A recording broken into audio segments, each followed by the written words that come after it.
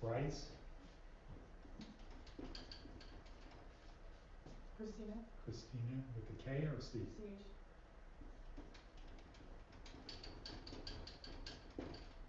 Desmond, Carlos, and Kevin. All right. Okay, so my name is Edward, and I am the Director of Education at Larson Training Centers, which is a what? Post-secondary. Post-secondary school, which means what? After high school. So we're a licensed school. I'm the Director of Education at Larson Training Centers. This school has the highest placement rate in the state of Nevada for post-secondary schools. Higher than UNLV, higher than Phoenix, higher than Touro, higher than any other school. And the significant thing is the nature of our students. So we don't have the best students that come out of high school. We have people who are motivated. So we have people who live at Catholic Charities, Salvation Army, the Mission. We have people that are in prison at our school. We are approved to put schools inside the prison.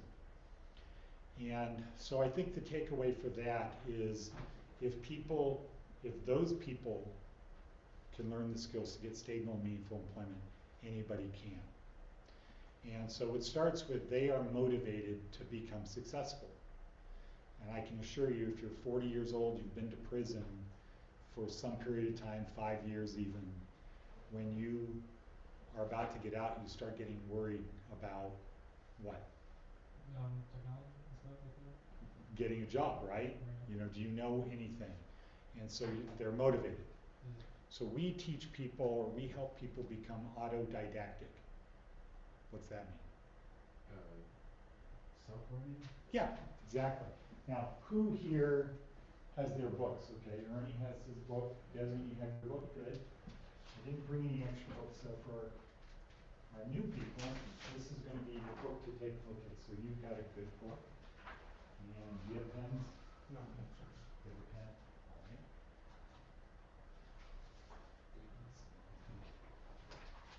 Here we go, 2 pens. And you want to use it like, you want to fold it this way and use it like it's a book. And then hopefully you've taken your book or you took your notes from the beginning and you transcribed your other notes into this book. So our students, A, are motivated. We teach them to be self-learners. Why? Because you can never stop learning if you want to be successful. Okay. Yeah, I think that's on the target. Self-sufficiency. Yeah, it's to be self-sufficient because technology is changing so fast now. If your mindset is somebody has to teach me, when a new version of Windows comes out or a new version of Word comes out, what's your attitude going to be? So yeah, who's going to show me how to use this? If you have taken the position of I can learn this, it's your attitude is okay, just bring it on because I know how to learn how to do things. And our school is 16 weeks. It's 7 hours a day, 5 days a week. And that's what it takes. Does that seem like a long time? No. Yeah. So what we say is Stanford gets 4 years to turn somebody into a master of the universe. We have 4 months to do it. Our thing is much more focused. The state of Nevada requires that we keep track of people's hours. So you get like a card, you scan in every morning, you scan in, and on certificates you have to put how many hours you attended. So it's for people who are motivated to become self-learners because technology is changing so much. 50% of jobs in 2036 don't exist today. Half of the jobs that are going to be here 20 years from now, when everybody will still be younger than I am today, 50% of jobs do not exist today. This isn't like the old days. It's not like we learned in school in history where people could do things and 50 years later somebody's still doing that. It's not going to be that. What's the number one change? Technology, Well, what's the number one technology change? computers, So, People are getting replaced by computers? Okay. What's the number one product that's going to change the Information. most? The product. It is sort of information, but there's a thing that's going to be Money? common. There's a thing that's going to be common 20 years from now. It doesn't exist today, and it's going to change everything. Automation? well, I was gonna say the cloud. I know, but like, I thought like, what, I was waiting for that one. Okay. Self-driving cars. Now, for our new students, 2 weeks ago, we had a guest. Who was that, Bryce?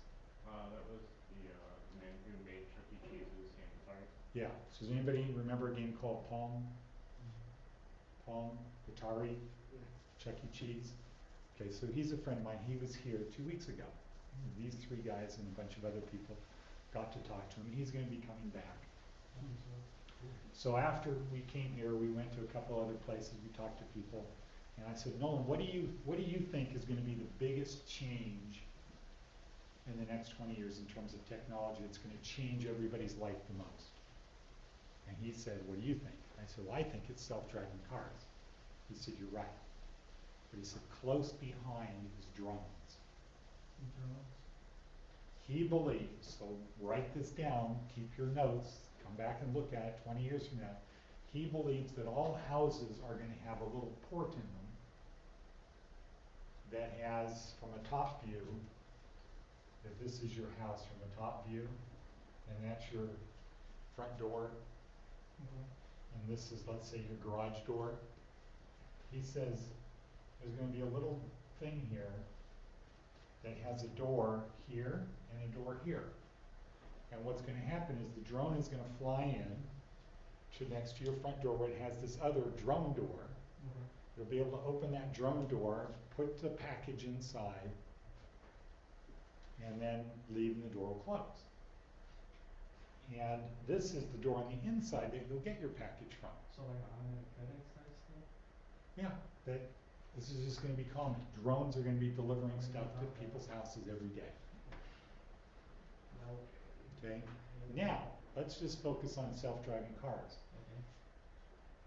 Did we do the experiment or the math here to figure out how many hours a day most people drive a car?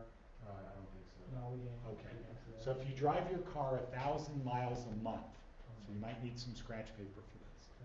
So if you drive your car 1,000 miles a month, about how many miles do you drive a day in a 30-day month?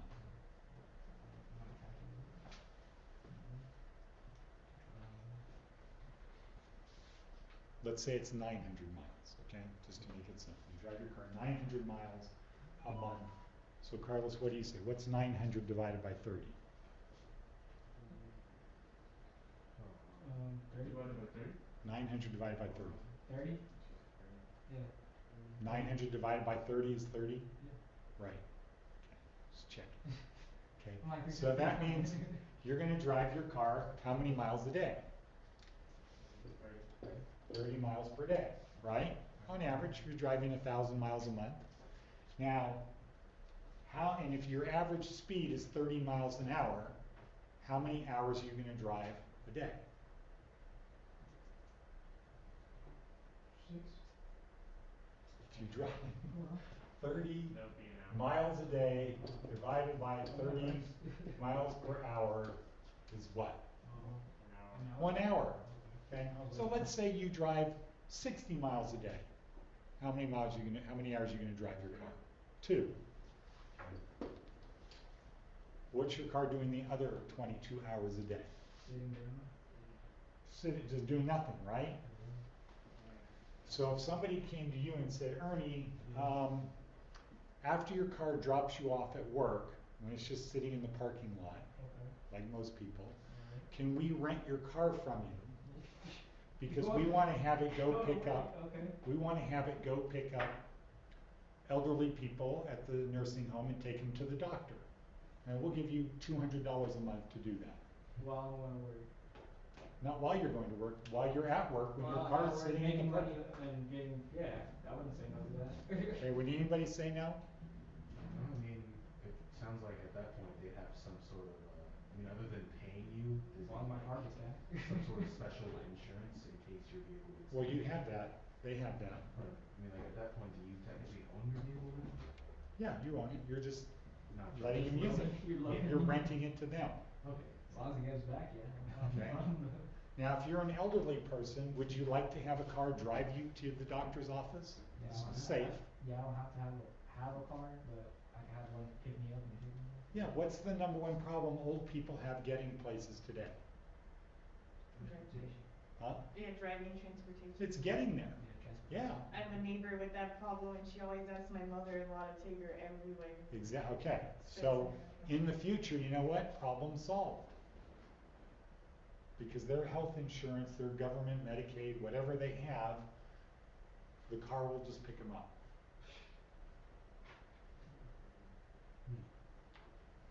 Your car will be programmable, not a hard thing to do. Okay, drop me off, go get an oil change, go get washed. Be back home. Yeah. Go to the dry cleaners, come back and get me. Does this car exist today? Yeah. Yeah, Google has a car. They're just waiting for licensing approval. They have cars that have driven millions of miles. There's a guy sitting there to make sure to take over. The car does no problem. The car has gotten in some wrecks, but it's not the car getting in the wreck. It's the people in other cars that aren't paying attention and they smash into the back of it or something. Because one of the things is these cars can make 100 calculations a second, and they never get distracted. So who here has a driver's license? Who drives? Okay, you drive, okay. So think about the first time you drove. Okay, was it scary? A little bit. Yeah, was it scary for you?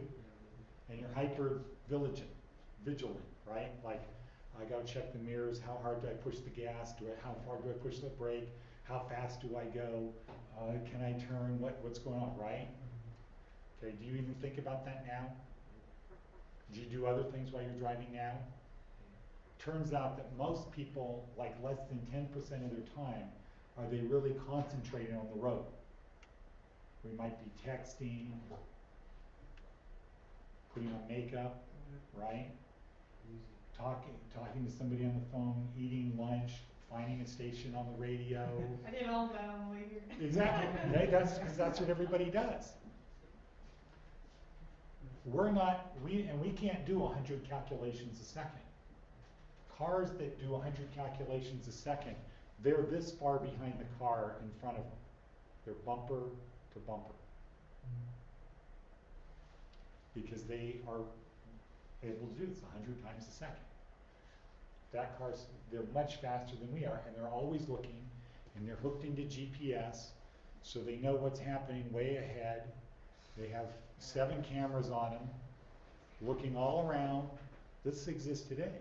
In Europe, Mercedes has tractor trailers that they're testing for long-haul truck drivers. There's a company here that you can buy a device. It looks like this. It attaches to your windshield inside behind the rear view mirror, so you don't really see it. And it is doing 100 calculations a second. It fits in, they wire it into your car. It only costs about $1,000. And it tells you, hey, there's a car stopped in front of you. It helps you drive. That's an add-on. In the future, cars are going to have this all in. So guess what jobs disappear when cars drive themselves? Taxi drivers. How about insurance companies? A lot of mechanics, car repair places. Okay. How about now when you don't go to the grocery store, the car goes to the grocery store and they just put your packages in it. How many people do they not need? Does anybody here have like a reward card for supermarket? Okay. So what are they able to do? 80% off. Yeah, but what else are they doing? Checking what you buy. Keeping track of what you buy. So they're creating a profile. So in the future, when you want to order groceries, you just log into your Smith's account, and there's this little checkbox of, okay, you know, you need 2 bottles of bourbon, you need whatever, and you just uncheck it if you don't want it. That's the future. Okay? That is what's going to be in much less than 20 years. People aren't going to really need to know how to drive. How many people know how to drive a stick? I did at At some point. Do you? I got Not it. at all. Yeah. I didn't drive it. And when I learned to drive, you had to know how to drive a stick. Most people I knew had a car with a stick shift. My first car had a stick shift in it. And, you know, if you had a sports car, if it didn't have a stick shift, it, you know, wasn't really a sports car. Okay, now you don't have, you know, you have the paddles, right? So, but back then it was different. And, you know, let's see, when I was your age, there were no cell phones, period. There were car phones, but those were things hooked into the car. There weren't cell phones. There weren't even pagers. Maybe there was some. They were different. So the point is, your lives are going to be radically changed within 20 years. The good news is, you have the time now to take advantage of it. You're not behind other people. That there's this turning point in history where everybody starts out equal. So what's the example I usually use when we talk about this? That happened at the beginning of the 20th century. 100%. 100% of what? 100% of companies that sold beer. How did they get the beer to the stores, the taverns, the bars? Horse and carriage. A wagon, horse-pulled wagon. Okay, right? Everybody know that? Did you guys know that cars didn't really exist before 1900? Okay. Some did, but most people had never seen a car in 1900. If you were a guy who made beer, and there were saloons, you delivered the beer to the saloon with a horse-drawn wagon. Who was an important guy at that company? The guy who took care of the horses. The guy who took care of the horses, right? Because if the horses are sick, what happens to the beer? It doesn't get delivered. Now let's say you just graduated from mechanic school and you go to get a job at that company. You say, I just graduated yesterday from mechanic school, would you hire me at your beer company? What would they say?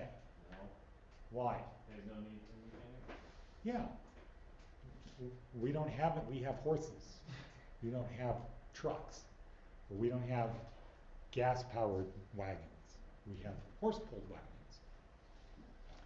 But 100% of those people at some point in time did what? Had running vehicles? Yeah, they got rid of the horses, right? Does anybody deliver beer by horse now? No, they don't. So at some point in time, there were companies who said, I want to be the first company to have a truck to deliver beer. And other companies said, I'll buy a vehicle when there's no more horses. I'm going to stick with horses. There were, you know, that whole spectrum of people. But the people who bought the gas-powered engines, you know, let's say the very first day they bought a truck, and you show up and say, I just graduated from school, from engine repair school. Would they hire you? Yeah. Probably. Who no longer is important? You gotta take care of the horse. Yeah, the horse guy. He's not important at all. That's where we are now in history. So the third and most important reason why we have such a high placement rate at our school is we teach our students to know the skills, or we don't teach them, we help them learn the skills that they need in order to get the jobs, these kind of jobs for the future, but the jobs at all employers want, but none of their people know. So the way to look at it is, all companies today have employees who know how to take care of horses, but they don't know how to take care of the next generation. And we teach our students to do that. So at our school, you have to learn to type.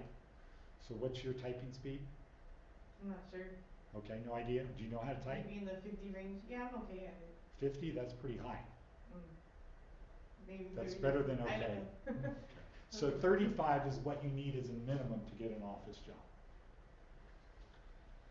If you get in the 50s, that's good. Okay, so everybody at our school has to learn how to type. We spend an hour a day typing.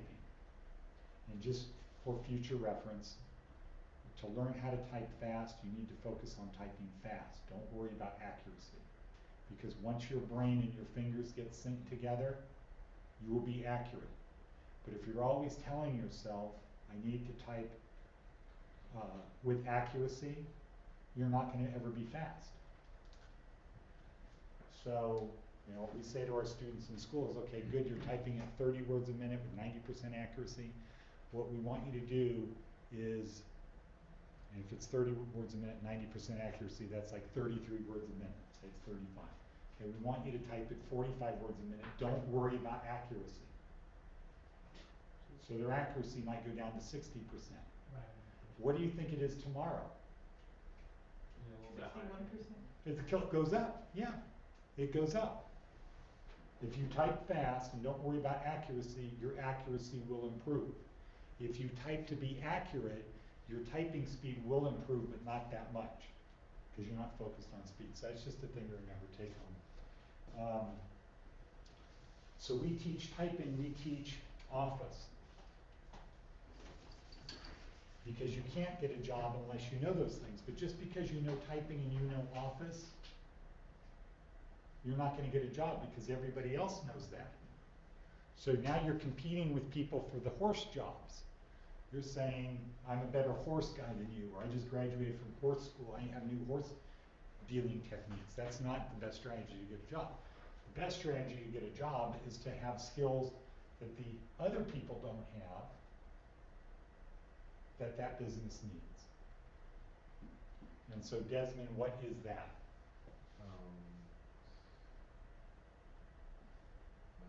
Drawing a blank. What are the skills that we teach at Larson that all businesses need? The cloud. The cloud, Oh, so you said. okay? We teach the cloud. Okay, what is the cloud, Christine? It's like something that saves information, right? Okay, Kevin? I'm not very clear. Cloud, Can't you store memory? what? Can't you store What memory? is the cloud? It's like. Oh. What is the cloud? Is it an app that's connected to your iPhone? Okay, It's have you heard of it? Everybody's heard of it, right? Yeah. Okay. The cloud is the thing that makes this possible. Okay, so Bryce, what is the cloud? It's like an imaginary thing that connects everything together. Well, okay, I guess in one sense it is an imaginary thing because you can't point to the cloud. It doesn't technically exist, it's just a whole bunch of servers Well, together. it's the definition. Okay. So the cloud is really taking computer programs off of your hard drive and having them stored someplace else. And it doesn't matter where. So back when computers first came out, you loaded programs onto them and it ran on your computer. And if you wanted to save a file, where was that file saved? On your computer. Then if you wanted to give it to somebody else, what did you have to do? I mean, if we're talking like way back. Yeah, way back in the day. Yeah, with a floppy. Floppy disk, okay, and then mini floppy disks, and then other zip drives, you know, things kept getting smaller, and the amount of storage kept getting larger, and then it got, when email came out, then what? Yeah, you would email the file, right? You do an attachment, you send it. Okay? So you still have a program running on your computer, but the data is stored somewhere else, or maybe you have programs that are not stored on your computer. There's a lot of programs that are not stored on your computer, like how about Google Maps, right? Is that stored on your computer? No, where is that? Where is it stored? In the cloud? Yeah, it's stored in, it's on a server somewhere. Yeah. Who knows where? Doesn't matter. So they just call it the cloud because you don't know where it is, it's just out there somewhere. And it's kind of like a cloud that when you're a long ways away, a cloud looks like it has definition, right? You can see it, but when you're in it, how does it look? How does it look when you're in a cloud? Essentially cloud. Nebulous. Looks like foggy. What does it look like when you're inside of a cloud and it starts snowing in the cloud? Make it stupid? I don't know. Has anybody else ever been in that position? That was on a plane or something. It's very strange because snowflakes just appear. We're used to snowflakes falling. Yeah. When you're in a cloud that's snowing, they just appear. I never even knew that existed. Huh? I never knew that existed because What? I've lived here my whole life. They show inside a cloud. What existed? Oh, that you could see snow form like that. I mean, even when I lived Yeah, in and Alaska. that's what it is, because we are used to being below it, right? Yeah. We're used to it falling. But if you're in the cloud, just think about it. The snow doesn't come from above the snow cloud, right? No? It comes from inside the snow cloud. Right. And then it falls On us. because of what? Gravity? Gravity. Yeah. Okay? But if you're in a cloud when it's snowing, you just see snowflakes appearing. Okay. It's kind of weird. So we teach our students how to use the cloud.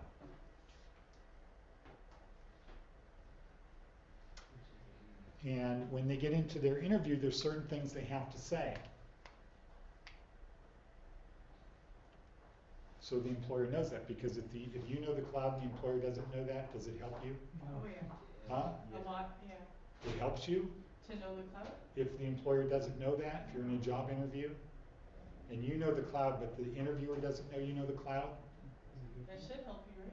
if they don't know, how would it help you? Well, I think he's saying they don't know that you know. Oh, they don't know. They don't know that you know. Okay, Sorry. there Yeah, you go. right. Does it help you? No. Nobody knows or cares then. Yeah, so we teach our people how to learn to use the cloud, and we make sure that they know how to let the person interviewing them know they know the cloud, because if they don't know that you know the cloud, that's the same as you not knowing the cloud to them. And a lot of people, most people out there, when you say, I know the cloud, they're going to say, what does that mean? Huh? What? Why do I care? So you have to know how to answer that. We have an 87% placement rate. And that's very good because our students start at 5%. If you're in prison, do you think a lot of people hire prison ex-felons? Okay. A lot of people don't, but you know what? There are more people who do than there are people in prison who have skills. Because nobody hires people without skills. So an important thing to remember is places like this are to help you get on a path. Don't think that their job is to help you get a job, because if you don't have skills, people don't want to hire people who don't have skills. Some people do, and they say, we'll train you. But if you two people are equal, everything is the same about you. You're twin brothers, except you have skills and you don't have skills. Your personalities are the same. Everything is the same, except you have skills and you don't. Out of 1,000 tries, what's the ratio going to be? Almost entirely done. Yeah, it's going to be 1,000 yes and 1,000 no. Because employers want people with skills. So what you have to do is you have to be careful. These places here are to help you help yourself. A lot of people think it's their job. The other thing employers don't want is they don't want to hire kids. They want to hire adults. And I mean, by that, I don't mean people who are 21 or 18, I mean people who take responsibility for their lives. What do a lot of employees say when they don't know how to do something and the boss says, hey, why did you do that wrong? I didn't know how to do it. Nobody showed me. Yeah, find an excuse. Would you ever say that? Nobody showed me? What would you say? Why did you screw that up? I wasn't sure probably. I don't know. I didn't know how to do it. Maybe ask how to do it. Okay, so most people say, have an attitude that, hey, don't blame me, I didn't know how to do it. Nobody showed me how to do it. Employers don't like hiring people like that. Now, there are people who will hire people like that, but what they end up doing is they pay you a lot less than you really are worth, because they have to hire people who are going to make mistakes. But you don't want that type of job, right? You want to get a job where people are going to hire you and pay you what you're worth. So this is all part of what we do, and it just takes time to do that. And you know, for the guys who were here when Nolan was here, it's a very exciting thing. So Nolan has decided to start the Nolan Bushnell Entrepreneurs Academy to help people start their own business. And what were some of the examples of businesses that he talked about? He talked about how he used to walk dogs. Not he didn't Oh. do it, but that you could start a Yeah, business he walking dogs. people's dogs. Yeah. Just say to people, it's, what did he say, $5 an hour, or $10 an hour? Yeah, it's like pocket change, but You know, hey, could I walk your dog for $10? I'll just pay me $10 an hour, I'll walk your dog. But then you go get 5 people, and you're walking 5 dogs. How much are you making now? $50 an hour. Then what you do is what? What do you do next? You hire more people. You hire people to walk the dogs, and you pay them $10 an hour, and you go get more people who want you to walk dogs, and you have a little brochure made at this point, Right. and you have references. Or what was the eBay thing? That you went to neighbors or Yeah, go to your neighbors' houses and say, you've got a bunch of junk that you aren't going to use that you want to sell. I'll sell on eBay, we'll split the money. And what did he say about the guy who started his eBay business that way? Didn't he talk about the guy's house? Had a 10-room house on top of a mountain in Colorado. Yeah, you were talking. And a very simple business. So Nolan is going to start this in April. We're going to start recruiting. School's going to start in June. We have a short day today because I have to go do an interview. But what I want to impress upon everyone here is 20 years from now, life is going to be radically different. So there's 3 types of people. People who make things happen.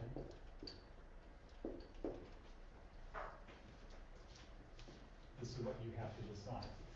This is a decision you can make today. Make things happen. What's the second type? People who don't make things happen.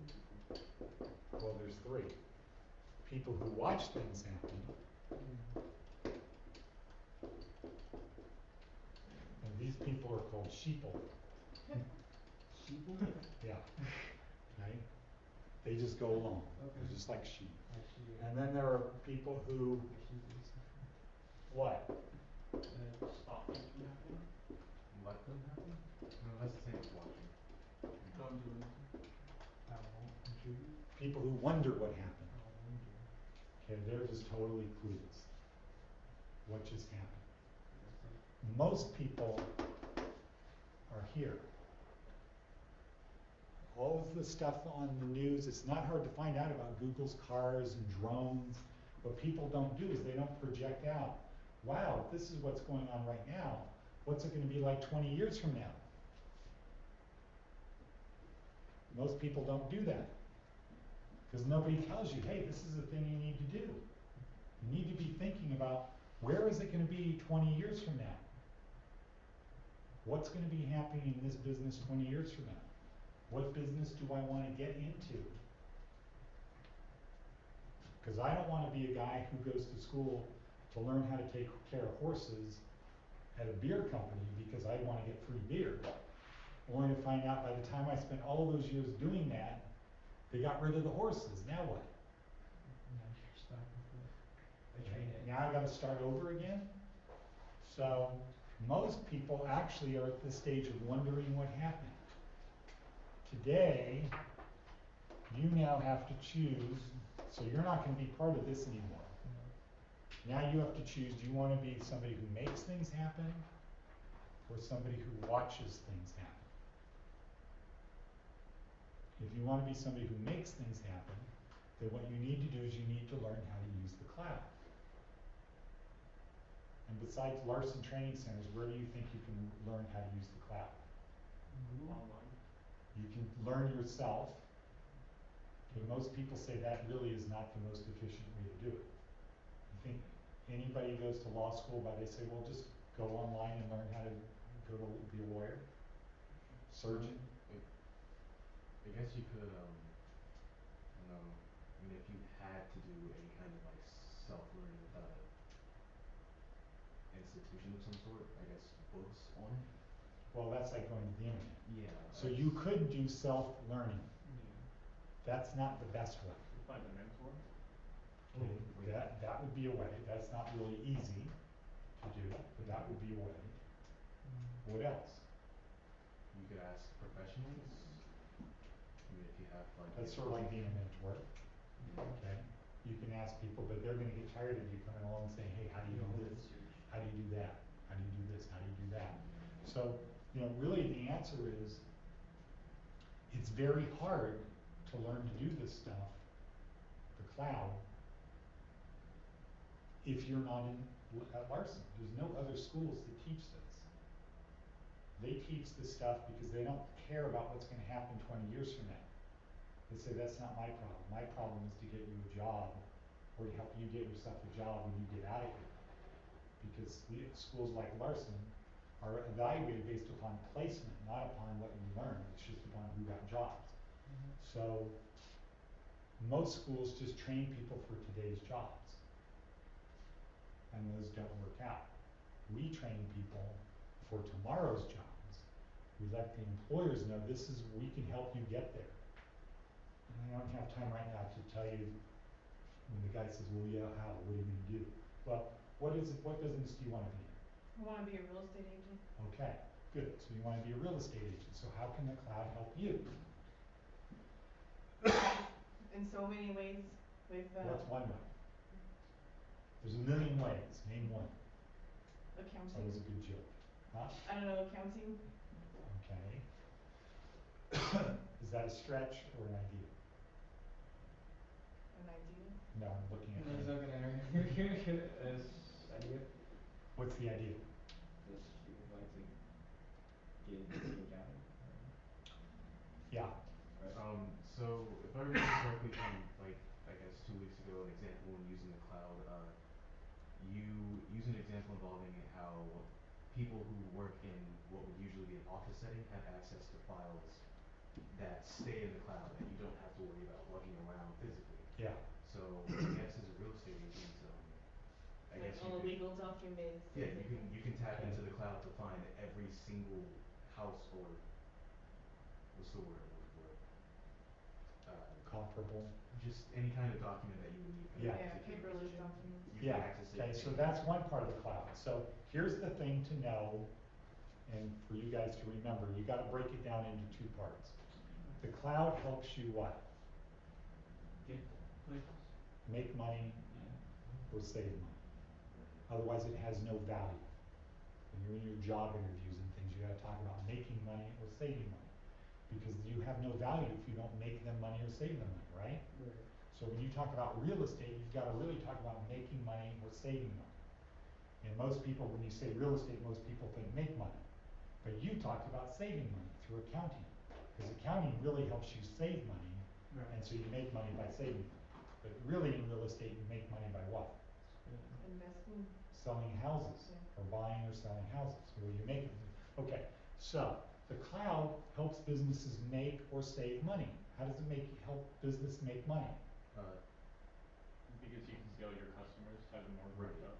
Okay, so you can get more customers. The cloud enables you to get more customers. So sort of what Desmond was talking about regarding accounting, or saving money side or getting research side, it's the same thing regarding selling. What if you had access to everybody who's interested in buying a house in the next 6 months?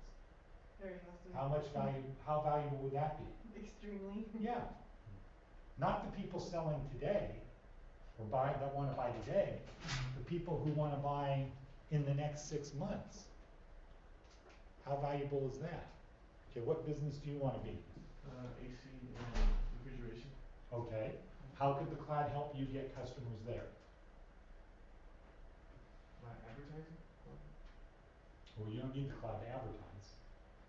Well, I thought that went through the cloud too, because wasn't it Google AdSense? Yeah, but you don't need the cloud to advertise. You can advertise in ways that you don't use the cloud, right? You can just print little pieces of paper and put them on everybody's car windshield. Okay, you don't need the cloud to do that. It's more efficient to do things with the cloud than go around putting things on people's windshields. But would it be valuable, commercial or residential? Probably commercial. Commercial, okay. So would it be valuable if you knew what company every business was already using for their HVAC? So people. When I was about your guys' age, I was in the vending machine business, jukeboxes, pool tables, pinball machines. And I wanted to know where all of my competitors were, what bar they were in. Because if somebody was weak, I would be able to go to all of his customers and say, hey, did you just hear about him losing this account? Or this account and this account? This guy's going to hell, nobody likes him anymore, switch to me. And it was very hard back then to keep track of where everybody was. Right. Now it's really easy, because the cloud, Google Maps, Google Drive, pictures, smartphone. Right. Okay, so how about you? I'm doing HVAC. Okay, so but would that be valuable if you knew every business who was the company? Yeah. Okay, would that help you get customers? Yeah, because instead of a shotgun approach of advertising or AdSense, you just focus on a weakness, you learn everything about that company, and you go to everybody who does business with that company. You show the weakness. That's right. And you make them an offer they can't refuse. You can afford to say, you know what, we'll do this for free, because there's an 80% chance that if you do what you say you're gonna do, they're gonna switch to you. Right. Okay? Now what about you, Desmond? What's a business? I guess just IT technician. Oh yeah, right. So it's the same type of thing in terms of getting customers. If you could figure out a way to find all of the customers. So there's another Google app called Google Forms. What's that? I don't think I've heard of it. Sounds like documents. It's a database. It's like a survey kind of thing. Well, it's a database thing, but it looks like it's a form. You design the form, people fill in the form, and it populates a database. So for you guys, you could go out and find a comma delimited file that has addresses of people for HVAC or all businesses. Let's say you start with businesses in Clark County. You get that online from the business license department or something. You start with that file, you import it in, now you have a database of all businesses. And then you want to find out, and then you create another database of all HVAC companies, right? And you combine these two of who's where, how long, etc. And then you figure out a plan to get them to switch. And so for you, do you want to sell real estate or you just want to do accounting? No, sell real estate first. Okay, so you want to sell real estate. So the cloud helps you make money in a couple ways. One way is to get new customers. And the other thing is to get those customers to spend more money and tell their friends. Okay, because what happens if they spend more money? That you get more money out of your existing customers. Okay, so you might start out by saying, so I was at this trade show, do you know the trade show that was down at the World Market Center? You know what the World Market Center is? Okay. Keep talking on it. That's yeah, we're talking. Well, it's right off the freeway, a huge building, 3 big buildings. Yeah. Those buildings are 13 stories high. It's like the largest shopping mall in the country. What it's filled with is people that have little stores, showrooms, that are furniture. Everything you could imagine regarding furniture. 2,700 companies were in there for furniture. So I met with a guy who's a company called Christopher Guy. They make really expensive dining room tables and chairs and things that if you're really wealthy, chandeliers. And he's going down a path of how can I get more customers? He's using the cloud. How can I get more customers? Because I don't want to just sell you a bed, frame, dresser, mirrors, chandelier. I don't want to just sell you that. I want to sell you other stuff. So what the cloud helps you do when you're selling real estate would be to say, do you have a moving company? What do people do now? Do the real estate guys do that now? No. Yeah, they do. Smart ones. They do. But they just have somebody they know. Yeah, so they just refer to. Yeah, they just say, yeah, okay, I know that. I know this. They aren't able to say, okay, how many rooms do you have in your house? How many this, how many that? Let's get you a moving company. How many this, how many that? And you set it up and you get paid what? From the moving company. Huh? Referral. You get a commission, more than a referral fee, because you just made the sale. Because they can have a thing on the cloud where you can place the order. Okay? So you can sell other products that have to do with around houses, not just houses. That's awesome. Yeah, the cloud makes it possible, but guess what you have to know? The cloud. Yeah, you have to know the cloud. And you can learn the cloud on your own, but it's really hard. It's much easier to learn things where you are in an environment of learning where you learn from other people. That's the best way to do it. Or if you went to work in a company, if a company hired you, like Google, but you know who Google hires? Educated people. People skills. Motivated people. That, and that, all in one. Okay, so when anybody see the movie The Interns or something? Oh like yeah, a the few one years with ago? yeah. Where It's all did about- everybody else go to school that was there for the internship thing? Right. They all went to top schools. Mm-hmm. And we don't have time to talk about today, but we usually spend the first hour talking about how our brains work and we don't remember stuff. That's what we usually talk about. And we say the difference between good students and not good students is very simple. It's what? Retention. Good students what? Remember. Yeah. What were you going to say? Oh, I said retention. Okay, good students remember. And they remember because they might study more. It's more important to them to remember. But at the end of the day, they just remember more. So when they're sitting in an exam and they got to do this thing, they get more right answers because they remember more. It's not because they're trying to figure it out. They're not trying to research these things. They just remember more. So so it'd be hard to go learn the cloud at a company like Google because all of the people that are hired from Google are like from Stanford or Santa Clara or Berkeley or major universities. That's where they are from. And so this group of people doesn't get in there, not because there's anything wrong with you, it's just there's 10,000 people who have better people skills, better this, more retention than we do. Okay? But to Nolan's point, and the point about this that I'm talking about is the people who have jobs out there don't know the cloud.